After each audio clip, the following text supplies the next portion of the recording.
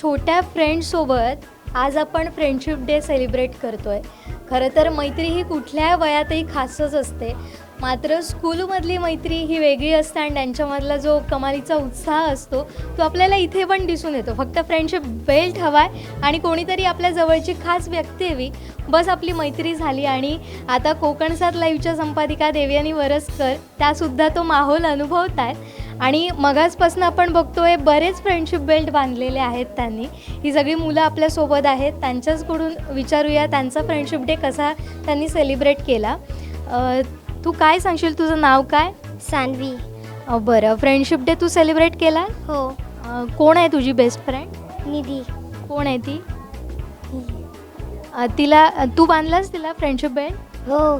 तर तुमची फ्रेंडशिप कशी झाली? स्कूलमध्ये. स्कूलमध्ये झाली. तू तिला चॉकलेट्स देतेस? हो.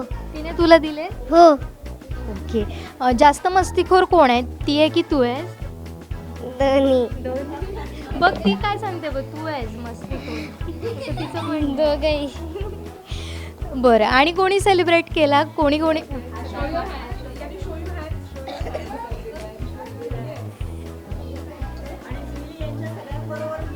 हो.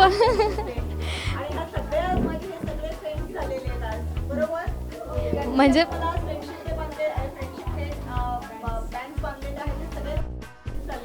बरेच इव्हेंट आपण सेलिब्रेट करत असतो वेगवेगळ्या गोष्टींमध्ये. पॉलिटिक्स तर खूपच असतं, मात्र हा जो फ्रेंडशिप डेचा अनोखा आपण जो ती फार वेगळी आहे.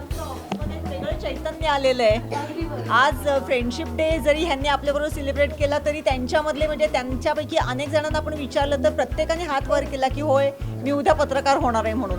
आणि निश्चितच ह्याच्यामध्ये मी आमचं कोकणसाचं भवितव्य बघते. आणि आपल्यासोबत त्यांचे टीचर पण आहेत. हा काय नेमका उपक्रम आहे, म्हणजे स्कूलमध्ये तुम्ही फ्रेंडशिप डे सेलिब्रेट करता? वयोगट नाही आहे, फ्रेंडशिपसाठी कोणताही वयोगट नाही. आपण कोणत्याही अगदी लहानापासून म्हाताऱ्यांपर्यंत कोणाबरोबरही मैत्री करू शकतो, ही त्याच्यामधली एक मेन कन्सेप्ट आहे. त्याचबरोबर आपण एक समाजाचा आरसा ज्याला म्हणतो, त्या समाजाच्या आरशाकडे आम्ही आज आलो आहे, जिथे आपल्याला सगळ्या प्रकारचं म्हणजे अगदी प्रिंट मीडियापासून डिजिटल मीडियापर्यंत सगळ्या मीडियांची माहिती आम्हाला इथे मिळाली आहे. आणि या मीडियाशी मैत्री आपली झाली आहे, हे सगळ्यात महत्त्वाचं हे यांनी अनुभवलं आहे इथे. आणि आमची एक बॅच आत्ता आनंदाश्रमला गेली आहे, तिसरीची बॅच, जी तिथल्या आनंदाश्रमातल्या म्हाताऱ्या माणसांना, वृद्ध माणसं जे आहेत त्यांच्याशी मैत्री करण्यासाठी गेली. आणि तिसरीची मुलं तर त्याच्यासाठी इतकी एक्सायटेड होती की त्या मुलांनी स्वतःच्या हाताने ग्रीटिंग कार्ड्स बनवले आहेत, फ्रेंडशिप बँड्ससुद्धा बनवले आहेत आणि ते घेऊन ती लोकं तिथे भेटायला गेली आहेत. आणि त्याचा आनंद खरोखरच त्यांना म्हणजे आम्हाला हा आनंद जास्त आहे की आमची मुलं उत्स्फूर्तपणे कुणाशीही मैत्री करायला तयार होतात. आणि त्यांना असं नाही आहे की आमच्याच एज ग्रुपशी असायला हवीत मुलं किंवा असं काही नाही, त्यांना कुणीही मैत्री करण्यासाठी चालतो. ही सगळ्यात महत्त्वाची गोष्ट आम्ही इथेही अनुभवली. बरं, खरं तर हा अनुभव आम्हीही घेतला जेव्हा आम्ही त्यांना बरंच काही काही सांगत होतो. म्हणजे त्यांचे प्रश्न होते किंवा त्यांना जी क्युरिओसिटी होती वेगवेगळ्या माध्यमांची ती जाणवत होती. मॅडम, पुन्हा एकदा तुमच्याकडे येते.